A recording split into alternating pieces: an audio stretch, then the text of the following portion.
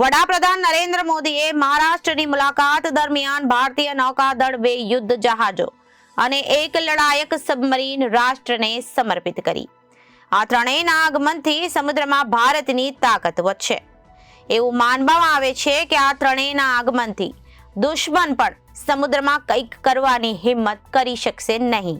સેના દિવસ નિમિત્તે પ્રધાનમંત્રી નરેન્દ્ર મોદીએ આજે મુંબઈના નેવી ડોકયાર્ડ ખાતે નૌકાદળના 3 ફ્રન્ટલાઇન યુદ્ધ જહાજો INS સુરત, INS નીલગિરી અને INS વાગશીર રાષ્ટ્રને સમર્પિત કર્યા. આ 3 ફ્રન્ટલાઇન નૌકાદળમાં યુદ્ધ જહાજો પ્રથમ હશે. જોડવાથી સંરક્ષણ ક્ષેત્રમાં વૈશ્વિક નેતા બનવાના આપણા પ્રયાસોને મજબૂત બનાવવામાં આવશે. આત્મનિર્ભરતા તરફના આપણા પ્રયાસોને વધારવામાં આવશે.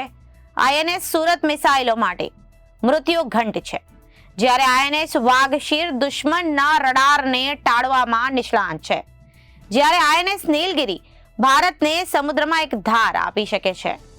આર્મી ડે નિમિત્તે આપણે INS સુરતના રૂપમાં એક ગૌરવપૂર્ણ સીમા ચિહ્ન હાંસલ કર્યું છે. P-15B ગાઇડેડ મિસાઇલ ડિસ્ટ્રોયર પ્રોજેક્ટનું ચોથું અને છેલ્લું યુદ્ધ જહાજ INS સુરત તેમાંથી એક છે. વિશ્વનું સૌથી મોટું અને સૌથી અત્યાધુનિક વિનાશક યુદ્ધ જહાજ છે. ખાસ વાત એ છે કે INS સુરતમાં 75% સ્વદેશી સામગ્રી છે. તે અત્યાધુનિક શસ્ત્ર, સેન્સર પેકેજ અને અદ્યતન નેટવર્ક કેન્દ્રિત ક્ષમતાઓથી સજ્જ છે. INS સુરતને એવી રીતે ડિઝાઇન કરવામાં આવ્યું છે કે તે દુશ્મનના રડાર પર દેખાશે નહીં. તે સપાટીથી સપાટી પર પ્રહાર કરતી મિસાઇલથી સજ્જ છે. તેમાં 2 વર્ટિકલ સપાટીથી હવામાં પ્રહાર કરનારા લોન્ચર્સ છે. દરેક લોન્ચરમાંથી 16 મિસાઇલો છોડી શકાય છે. તે બ્રહ્મોસ એન્ટી-શિપ મિસાઇલ સિસ્ટમથી પણ સજ્જ છે. આની મદદથી એક સમયે 16 બ્રહ્મોસ મિસાઇલો છોડી શકાય છે.